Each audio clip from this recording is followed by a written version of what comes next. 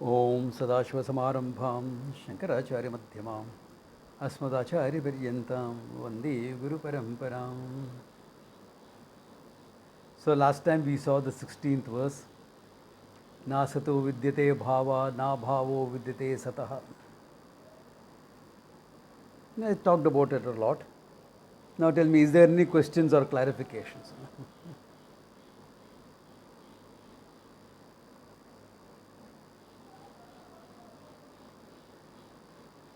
Any questions, any clarifications? Swamiji, Yeah? one very basic question. So, not related to the verse that you took last class, but sometime back in 2 3 classes ago, where you said the truth of space is no space, and then what is left out is the observer. Um, you said that, but then the observer also is kind of located in the space, isn't it? So, Sorry, can you come again on how? that? um, are you able to hear me, Swamiji? Yeah. Yeah. No, not related to the verse. Yeah, You that's took right. last I class, asked the but question. yeah, Yeah. yeah. So you said the truth of the space is actually no space, and what is left out is the observer. But isn't that observer also like located in space? So, Yeah. or when we say, See, there are two ways of looking at the observer. One is from the normal conventional point as a person. But when you're talking of time and space, etc., the observer is from the standpoint of pure consciousness. There cannot be any other observer. So I was using that argument to establish that the consciousness is unconditioned by time and space. It's from that standpoint. Okay? And similarly in this verse, Nasato Vidyate Bhava, the only way this can be clear is to understand Satyam Mithya of the whole thing. If I don't understand what is Satyam and what is Mithya, the verse makes no sense. And that is the most important thing to understand in Vedanta. The whole idea of Satyam and Mithya. And because most of us, when we read, hear, etc., we are looking upon Mithya as delusory objects, rope, snake, etc. That rope snake is used as an example only because it's very obvious. Any example used has to be very, very evident. But after that, that idea of Satya Mithya has to be extended to everything in the universe. Because nothing in the universe has an independent existence. So a dependent existence is what is called Mithya. Something that exists depending upon something else. So when you look at like that, including the fundamental building block of matter, etc., if you're going to look into, that also will exist depending upon existence consciousness. So all that you are taken as functionally valid, as useful, ends up being mithya.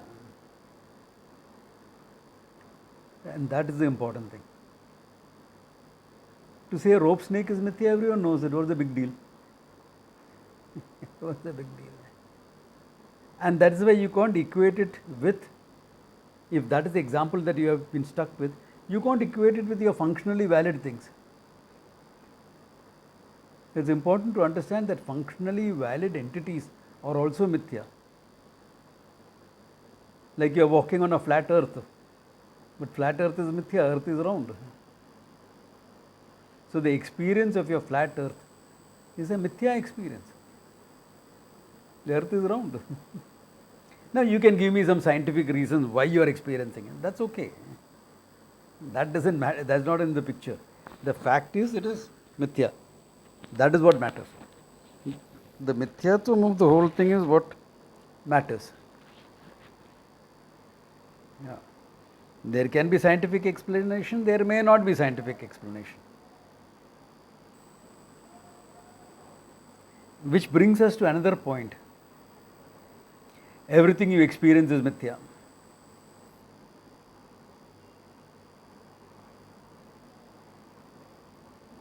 Anything and everything that you experience, including a so-called spiritual experience, will be mithya.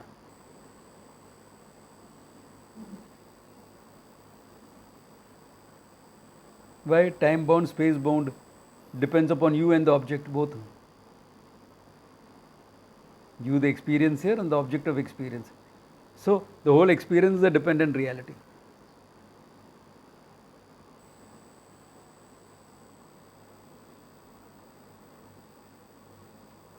It's important to see that. That means my whole functional world that I am living in, this functionally valid world, where we are willing to fight and die for certain things also, whole thing is mithya.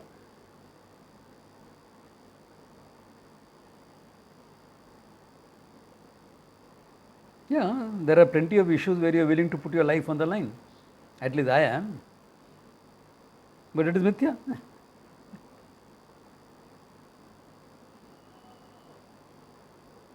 So birth and death is also mithya. Who said it is real?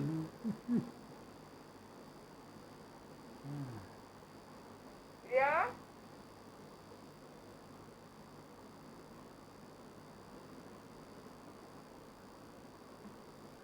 Yes.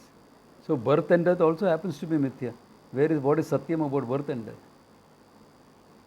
Other than the consciousness, there is nothing that is satyam.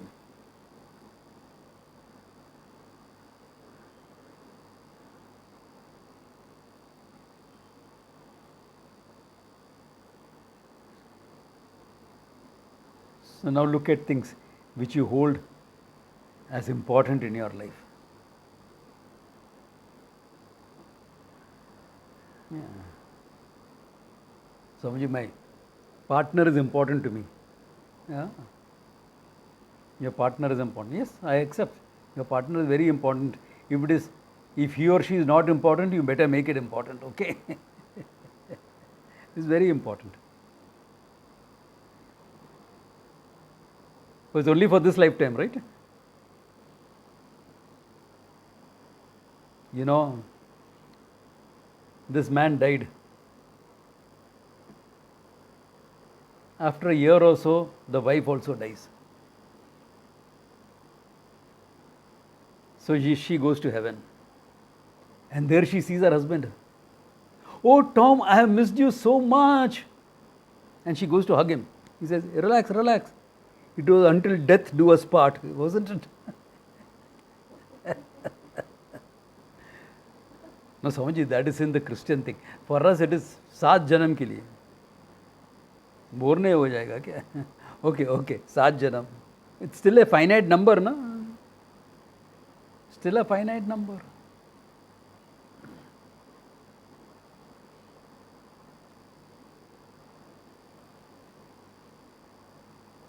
And what is it? She's your partner in this lifetime. But the way they are behaving, sometimes I think last lifetime they must have been enemies only.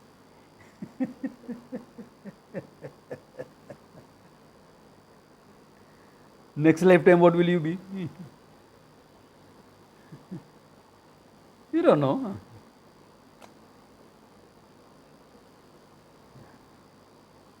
Some guy somewhere, some girl somewhere, they went round and round the fire and now you are saying we are married. Okay.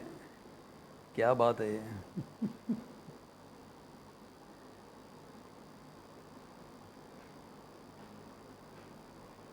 So by the sacrament of marriage we are put together. Yes, all that is sacred. I am not denying the sacredness of the thing. But even that sacredness is mithya.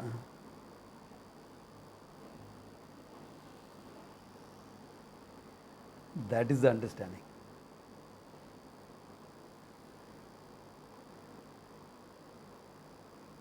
Very useful, very valid in your life.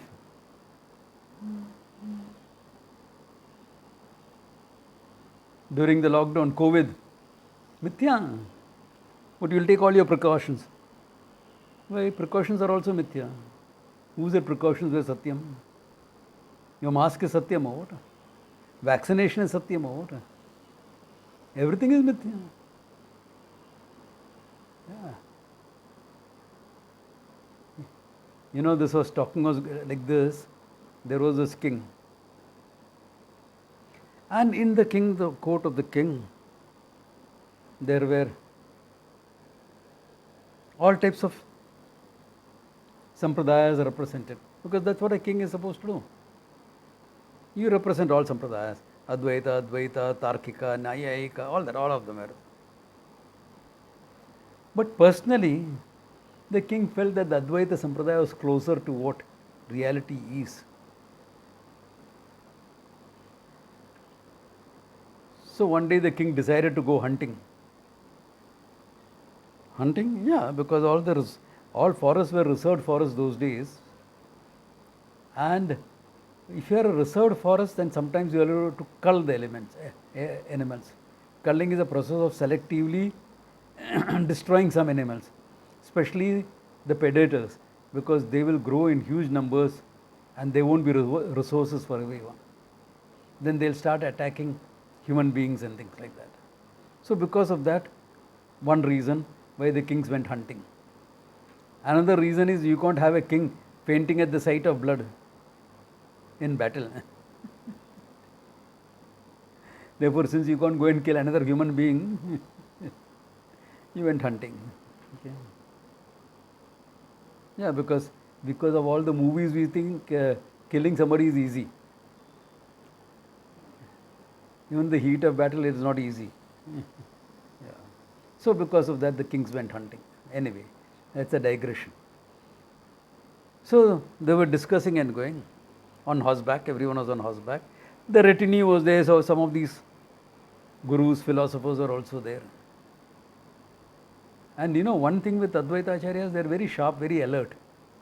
Because to understand Advaita well and to be a good meditator, you have to be very alert and deliberate. So the Advaita Guru was the first person to spot the rogue elephant. He said, wild tusker, and he reined in his horse, wheeled it around. All the others also did, and they fled the scene. The soldiers went and drove away the tusker, because a wild tusker, a single one, is a very dangerous animal.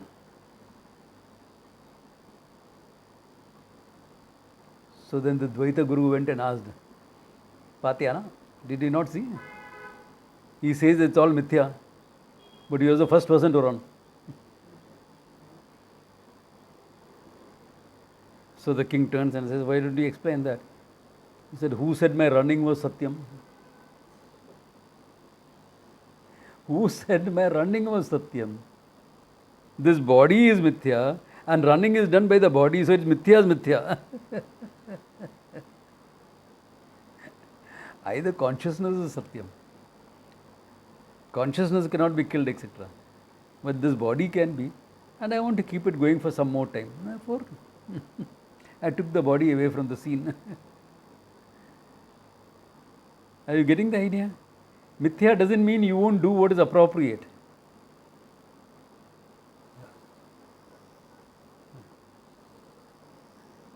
What is the use of having a bath? It's mithya. क्या करना है?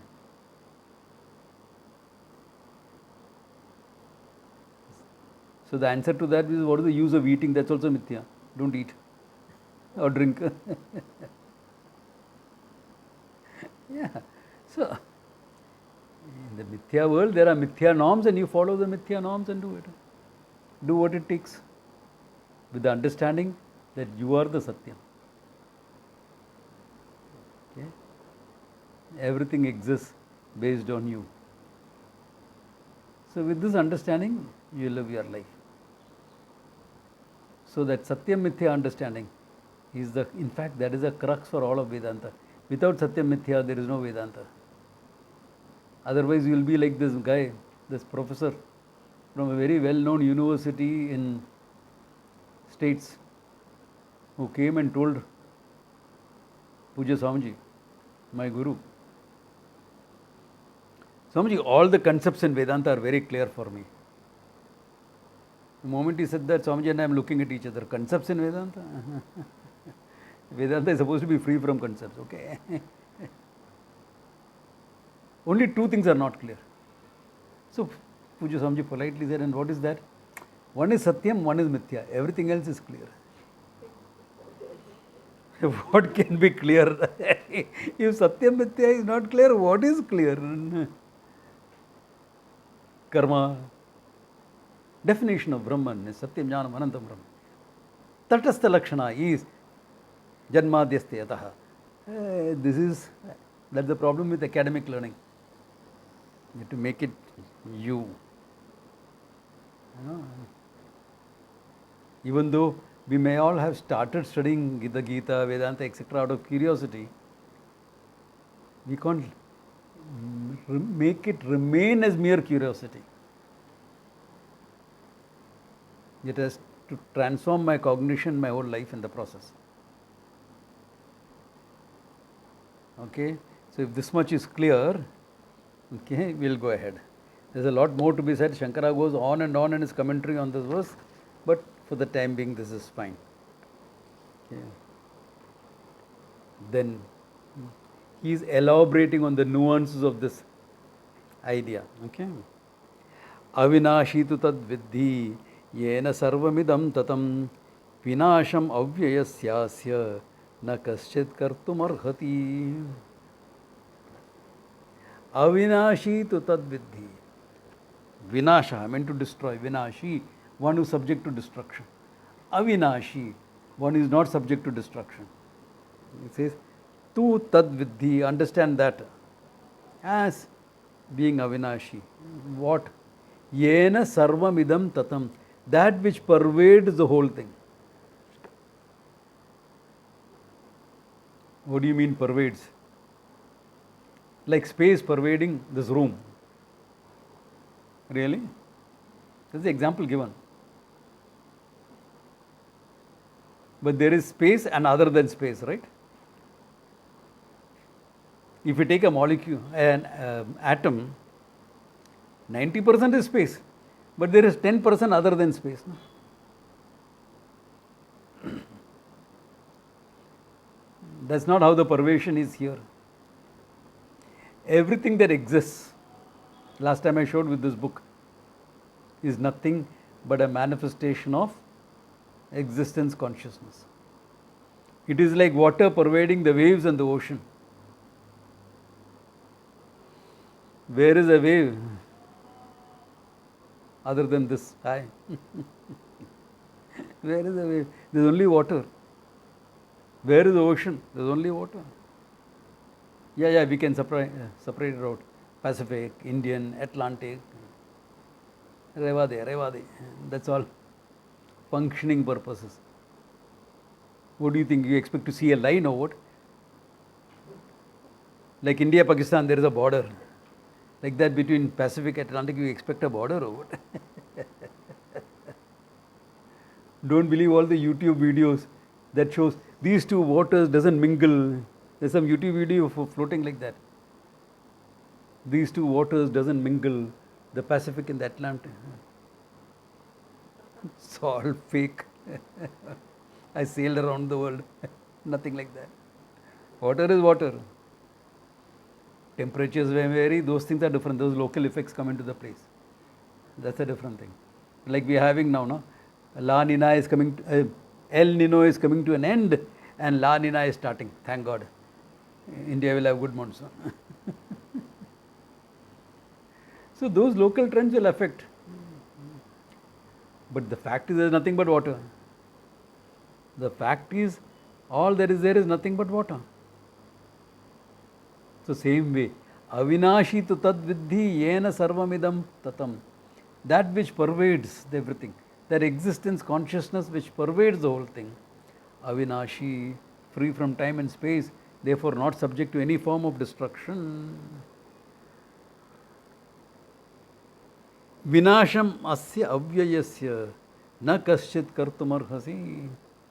The destruction of this reality, which the Avinashi, their existence, consciousness, na kaschit kartum arhasi. It's free from time and space, then what are you talking about destruction? Any destruction is an event in time and space.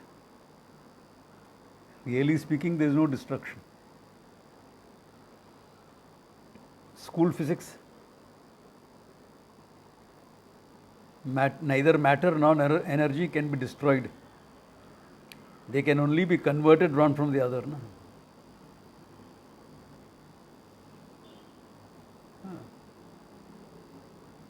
Somebody looking, some alien civilization, looking at United States through their telescopes, whatever. Lot of proteins and carbs moving around. Proteins, carbs and fats are available in plenty.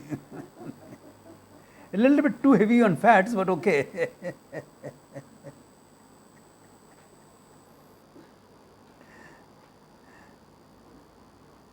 All that depends on what? Existence awareness. The one who is watching also is existence awareness. Na kaschat kartum arhasi. So what you really are, what is you? Now why should I say what you really are? What you are is enough.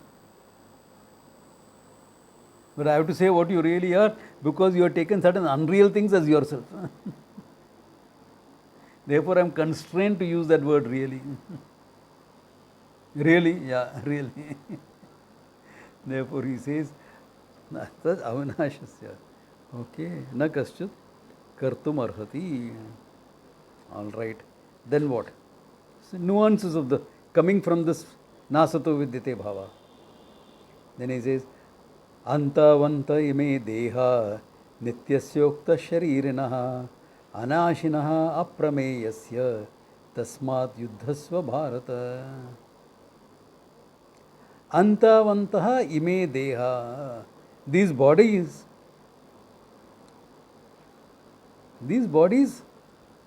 are subject to an end. Aaj nahi to kal. Whose bodies? Nityasya. All the body belongs to Nitya. And how many Nityas are there? Nitya can be only one. Okay, can't be many. Therefore, all these bodies, etc., are just manifestations of the Nitya. Therefore, Nityasya, Sharirinaha, he gives a new name. With respect to the fact you are manifest in this body, you are using the term Sharirin, that which is available in this body. Sharirinaha. Therefore, for the Sharirin, Nityaha, all these bodies, Antavantaha. Sometime it came into existence at some time, it will go out of existence at some time.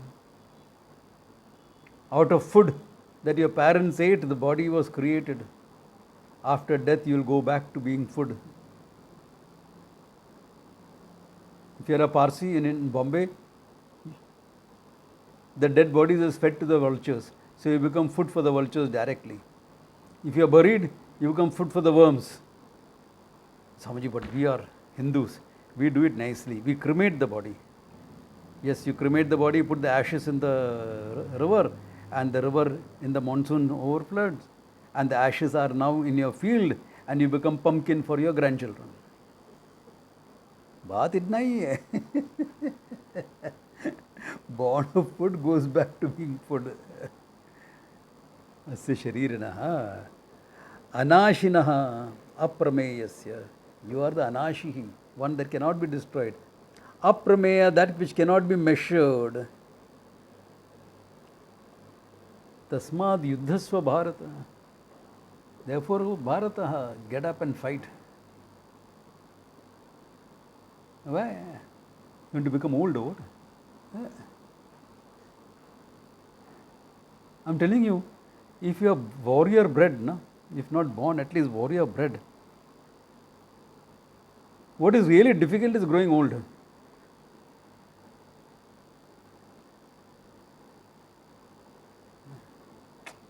अरे एक जमाना था when I wielded the sword, will go through the trees. Stop one. अभी तो अटक जाता है. बुढ़ा बन गया अभी. Now it's getting stuck and then it can't cut through. I become old.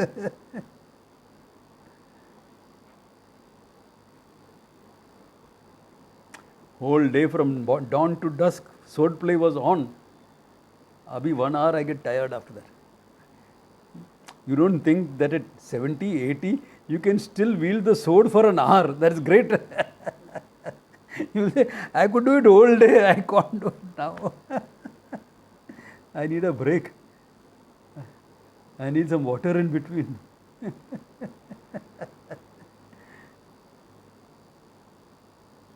But others will say, hey, you're functioning great, your health is good. Hey, Buddha ban gaya abhi. Kya hai? Who wants to grow old? Warrior doesn't want to grow old. He'd rather have Veeragati. There was only one regret the Pandavas had. At the end of their lives, when they handed over the kingdom to Parikshit and walked off to the Himalayas, only one regret. The battle, etc., nothing was regret. They rebuilt the whole society. They ruled for 35 years, 36 years. Then when Dwaraka was reclaimed by the sea, and they heard that Krishna is no more, he has given up his body, they said, now time for us to retire and go. Only one regret. We have become old, yaar. Veeragati nahi mila. We did not die in battle. Mahabharata or any other battle. Veeragati nahi mila. Only one regret they had.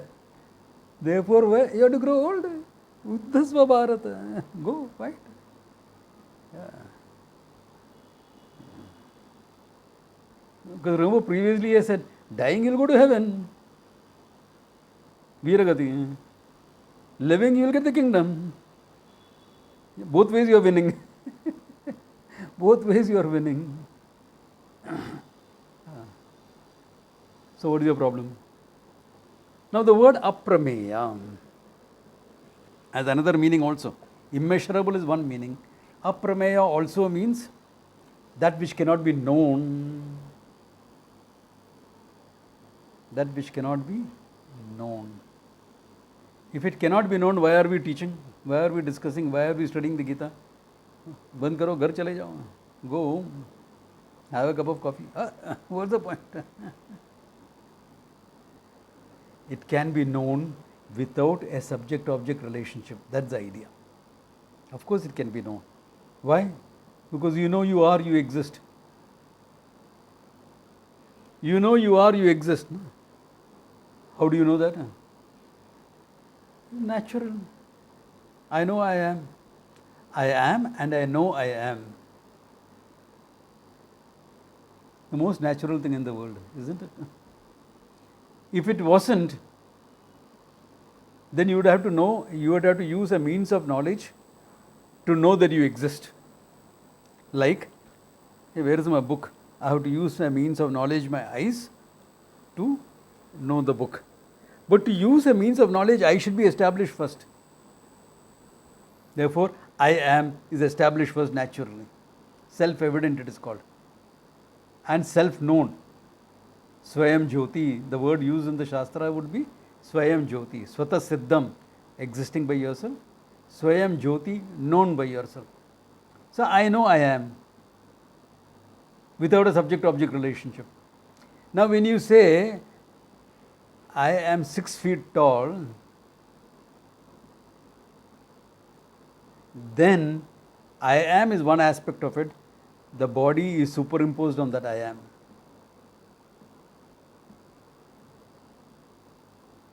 I am is equated to body. The body is known to you. So actually what is seen is superimposed on the seer. The body is an object of your awareness. But on the basis of the body that you are manifest in, you make a self-judgment and say, I am 6 feet tall. For functioning it is okay. But if you take it as real, then the problem starts.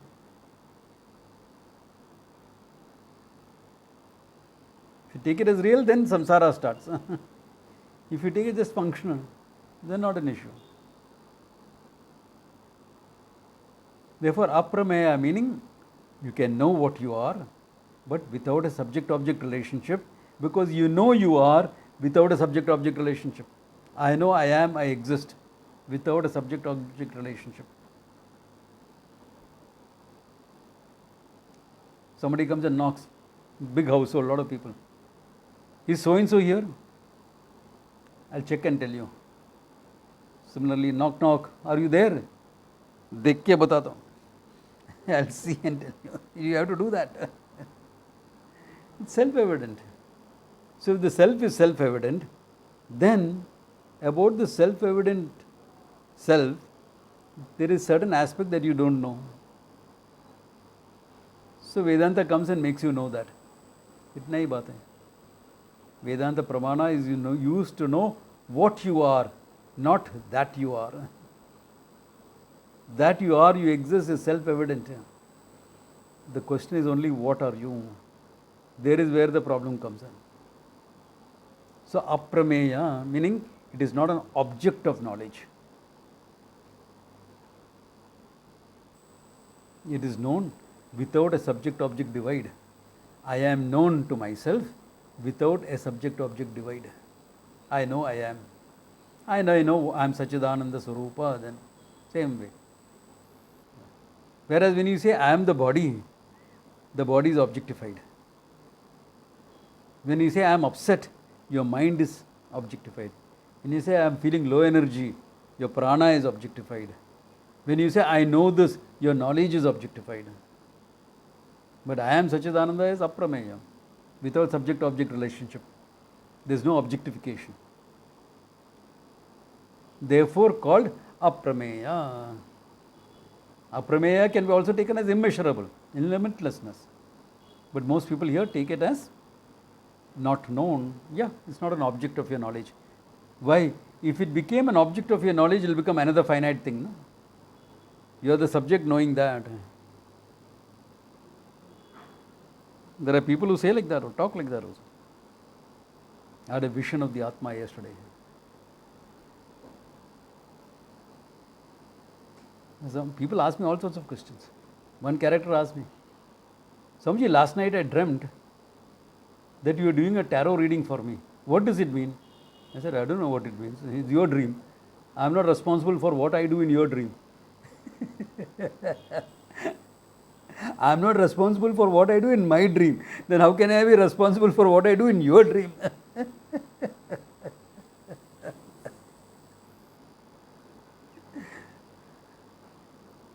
And the character poses off as a guru on the net and makes opinions and things like that.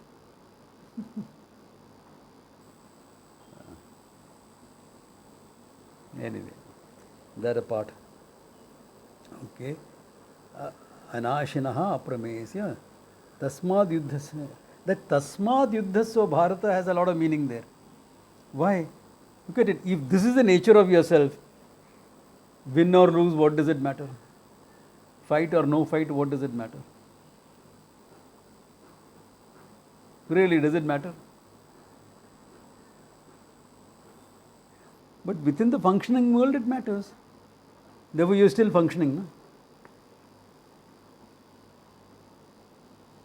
You are still Arjuna the Pandava. No? Okay. The warrior in the house of Kurus. No? One of the greatest warriors ever produced in this land. Therefore, that's all these are functional, isn't it?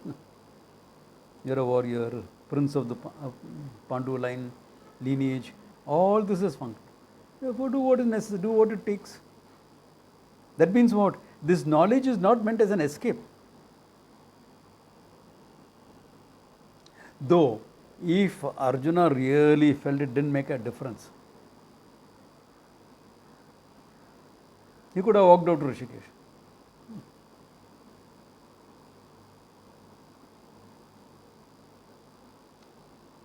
If you don't know this knowledge, you don't have the right to walk out to Rishikesh. If you have this knowledge, get clarity in this knowledge, and you are in that situation, you will not walk out to Rishikesh. Why? Things have to be done. Yeah. They are depending on me. All mithya hai. Correct? Mithya hai. But in this mithya world, certain things I have to do. Therefore, let me do some mithya actions in the mithya world. Why? Because for all of them it is real. Barring maybe Yudhishthira, Bhishma. Bhishma knew the truth. He was fine. Yeah. He was a wise person. Though people didn't recognize that about him until much later. They recognized the warrior that he was overshadowed the wise person that he was. Yeah. Because people are terrified with him. Bhishma as an opponent, better not to fight, let us find some solution. Yeah.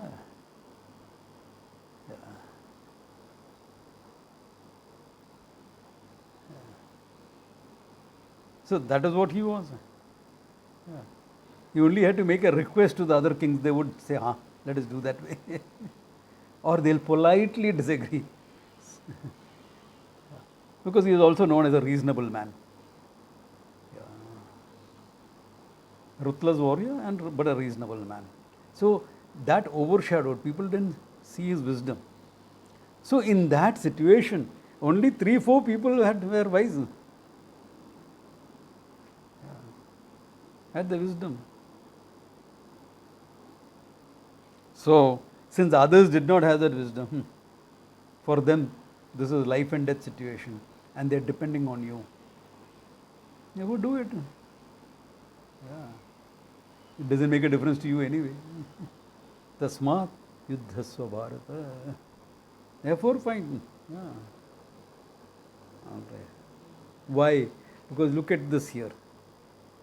Ye enam veti hantaram yaschenam manyate hatam ubhau tau na vijanitaha nayam hanti na hanyate.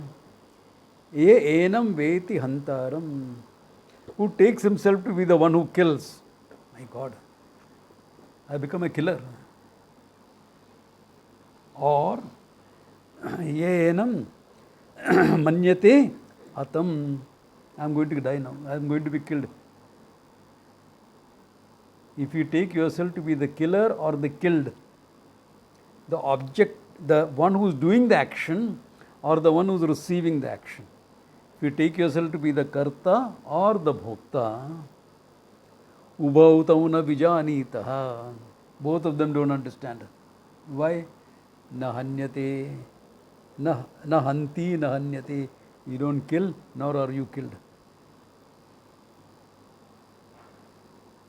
So he is taking the most difficult action a human being can do, most ghora karma, to indicate you are not a karta bhokta.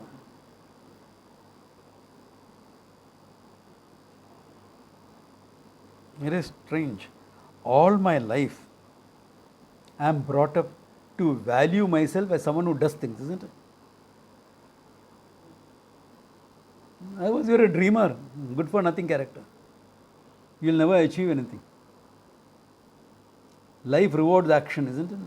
Isn't that a true statement? Okay. Only sitting and praying is not enough. Yeah, you pray, along with that, do something. Without action, nothing is going to happen.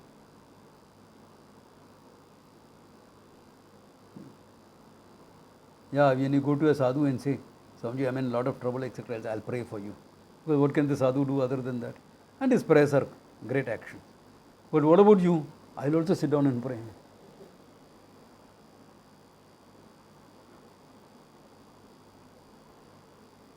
Like my friend, a sadhu, discovered a lump in the armpit. By praying, will the lump disappear? So called me away, what should I do? I said, champ, go. Do a biopsy, find out what it is. Whether it's benign, malignant, if it is malignant, typecasted, all that has to be done, no? Swamiji, please pray for me also. Yeah, because I can't do. Hey, okay, you're finding it difficult. I will go and do the biopsy on me. Will it help? If it helped, I would have done it, but it won't help. I have to take 6 rounds of chemo. I can't take it for the. The person has to take it, isn't it? So what can I do in that situation? Pray for the person. Send good positive energies. Or kya karega? But that person has to do. So all our life we are brought up with the focus on action. कुछ पाने के लिए तो कुछ करना पड़ता है. खोना पड़ता है क्या? नहीं, करना तो जरूर पड़ता है. Another way of saying, there is always a price tag, isn't it? Nothing is free. Minimum your actions are involved. If by your actions you can do and get away with it, great. Sometimes there are other forms of payment also, that's a problem. Yeah, what are your actions? So the whole focus in human life is action orientation. Without action, nothing happens. And the flip side is what? One is action with respect to what I am doing. One is action with respect to receiving the action of other people. I am quietly going home on my cycle, on my bike. Some drunk youngster comes and knocks me out. 2 lives lost. We kya kiya? I was not doing anything wrong. Imagine the 2 techies who died in Pune. In Pune there was an accident like that. Imagine them coming out of their bodies, suddenly finding, what would they be finding? Okay? Suddenly found, it is shocking, na? You are out of your body. You are out of your body, and my God, first thing will be, what did I do? What is my fault? I was quietly going on one side of the road.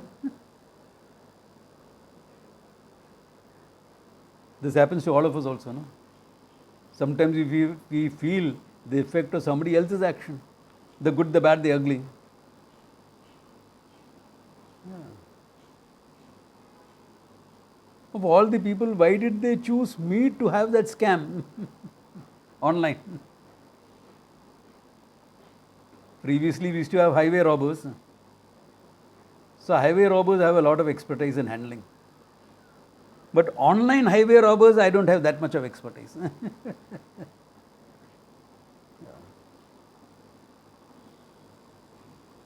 Someone does a highway robbery, I know where to find these characters, how to take care of all. That is not a big issue. Online, I don't have that expertise. World is changing. Yeah. But we feel victimized by that, isn't it? That means what? One side you look at yourself as karta, the doer. The other side you are looking at yourself as bhokta, the receiver. Bhokta very often translated as enjoyer. I don't want to enjoy this. The receiver. Karta, the doer. Bhokta, the receiver of the action. You are neither, he says. As consciousness, you cannot act or receive. As limitless consciousness, you cannot target space, can you? I will target this action on space. You can target a country in space.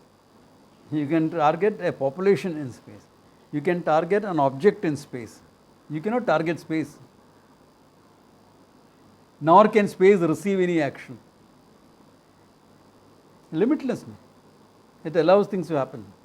Similarly, I, the consciousness, cannot do anything nor receive anything. All doing and receiving is at the level of the mind and body. Is something that you objectify.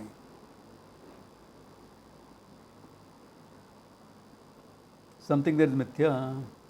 So whatever you do or receive is equally mithya.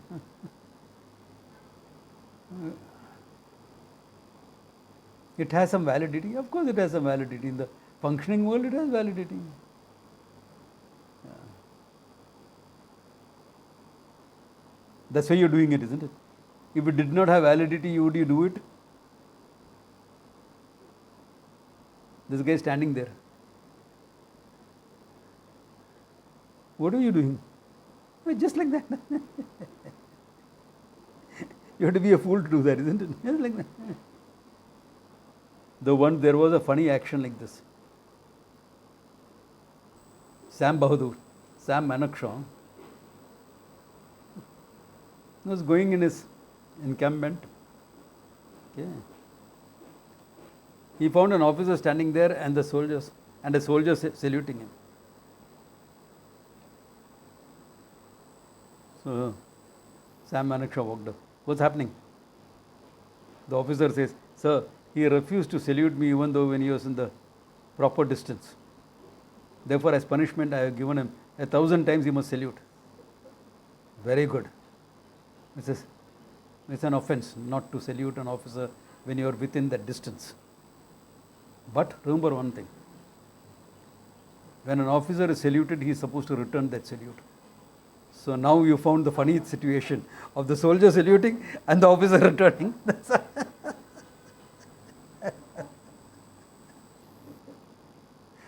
It looks funny. It was very funny.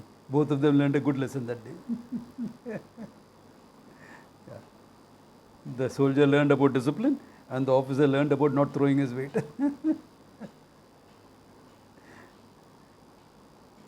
That is a purposeful action on the part of Sam Manakshaw. Because he is teaching both of them. Through one activity, both of them are taught their own separate lessons. So, what you are doing is valid actions, functionally valid. Just because it's functionally valid, it does not make it real. It affects your body and mind. Of course, it will affect your body and mind. It's meant to affect your body and mind. Otherwise, why are you doing it? Every morning you will get up and go huffing and puffing for a walk. For what? If it doesn't affect your body, are you going to do it? It doesn't improve your fitness. It doesn't make you lose weight. Why will you do it? Yeah, some people go for a walk and they end up gaining weight.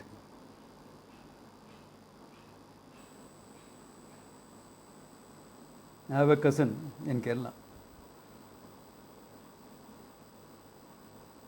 His doctor said, you put on a bit of weight and all, your sugar levels are not healthy.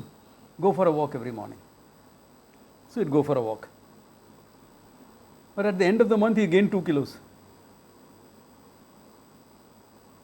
And the family, everyone is wondering, how come this is happening?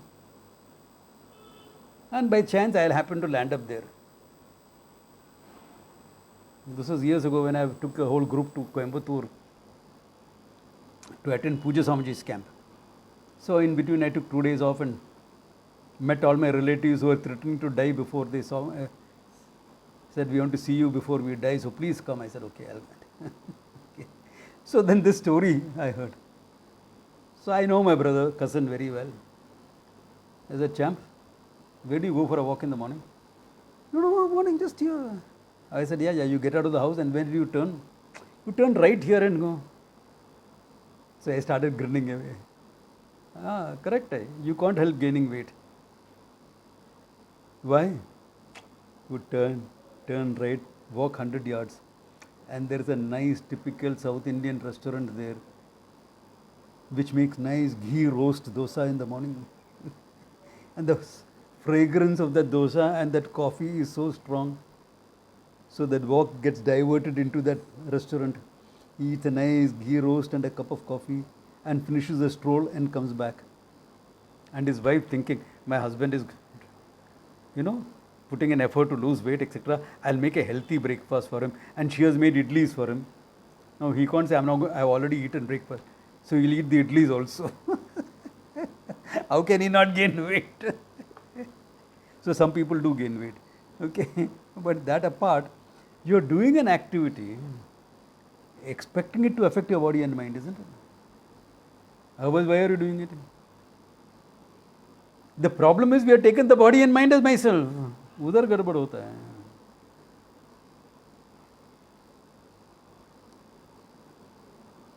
Therefore, all this thing I have to do is a headache. I get stressed out about what I have to do and I feel upset and angry by what has been done to me. Sometimes guilty with respect to what I had done or not done and hurt and angry with respect to what was done to me. Samsara. Correct? No one can escape from this. Guilt and pain. In the world, nobody escapes from this. Why?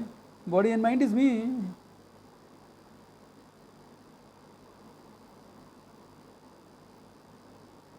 Previously, I used to give an example. If there is a scratch on your car, it's not a scratch on you, na? You're fine, isn't it? No, Swamiji, it's a scratch on my car. Okay. Your identification extended so much to the car also, because it's a new car. After a year, when he has got banged up a bit here and there on Bombay roads, then you're okay about it. No, just a scratch on the car, I'm okay.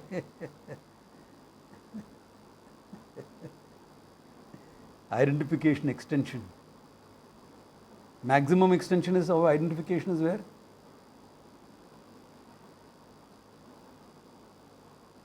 I can't live without my phone. First you get attached to it. First you get identified with it. Then you have to do a digital detox. All by you've taken yourself as karta bhokta, isn't it? It all boils down to this. If I take myself to be the body and mind and only body and mind, I cannot but look at myself as karta bhokta. If I know the truth of what I am, karta bhokta becomes a role. What are you doing? Role as a human being here. Human being is also a role. Now we say, as a human being, I play roles. Here we are talking about that human being is also a role. From the standpoint of this body and mind, you are calling me a human being, isn't it? Mind basically. Self-aware and freedom of choice is human being.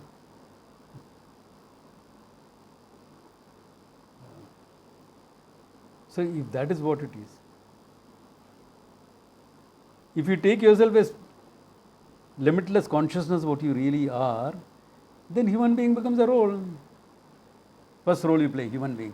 Then after that, partner, teacher, student, whatever comes after that. Yeah. Therefore, here is where the whole thing, the crux of the matter is. Because our action orientation is very high. And it is good that action orientation is high, because without that you will achieve nothing in life. What are you going to achieve without being action oriented? Nothing. What can you achieve? There is no fairy godmother. There is no Santa Claus. They don't exist. But the rishis got all these things. You know the tapas they have done? The tapas is huge action orientation. Yeah. Tapas is huge. They have got those boons. You think they were just given it as a gift or what? As a boon? They earned it with the tapas they did. So in life, you want to achieve anything, you need that action orientation. But like how we say in the corporates, the skills that brought you up to here will not take you from here to there. Same way, that action orientation brought you to Vedanta. Good. You found a teacher, etc. All that, great. After that, moksha, jnanam. Then you have to know, not do. Then you have to know. So then, that whole action orientation changes into knowing. I want to know the truth about myself. That's why Arjuna, few verses back, said that Sishyasteham Shadimam Tvam Prapanna. I'm your Sishya. Sishya is a powerful word, okay? Siksha Yogya. There are 3 words for a student in generally used in Sanskrit. Okay. One is Vidyarthi. He is an arthi for Vidya. He desires knowledge. Like all our college students.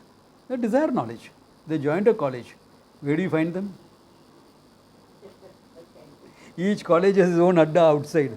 I know, because I go hunting for my youngsters. They don't pick up my phone. I say, Cha, you don't pick up my phone. You think I can't find you? Half an hour, I'll get you. Look at all the addas first. After that, go to the canteen. अरे अड्डा में भी नहीं है, canteen में भी नहीं है.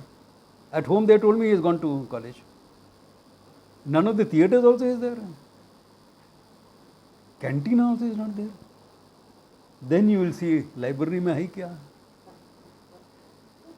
Library में भी नहीं है. Oh my God, he is actually attending a lecture. विद्यार्थी. The next best is antevasi, committed. He stays with the teacher and learns, meaning there is a commitment there. He is committed, all right. How much is he understanding? So the third expression is sishya. Siksha yogya, he deserves to be taught. He deserves to be. So that is the change we make. From action orientation to being a sishya, I deserve to be taught. Meaning I have done whatever it takes to get my mind ready to be taught. So this is the transformation that comes before understanding Vedanta. From karta bhokta it goes to consciousness. So that action orientation has to drop. You still need action for the world. But your actions will be more calmer, more peaceful, more proactive. You won't run around like a headless chicken. How to do all that? Same second chapter we will see all that. That also comes in the second chapter only. But this is the difference that happens, okay? Yeah. Na hanti, na hanyate. Neither you are the karta, nor are you the bhokta. Think about it. This is a very, very important aspect of that teaching. And more we will see. Aram se, good place to stop. Okay, oh, that's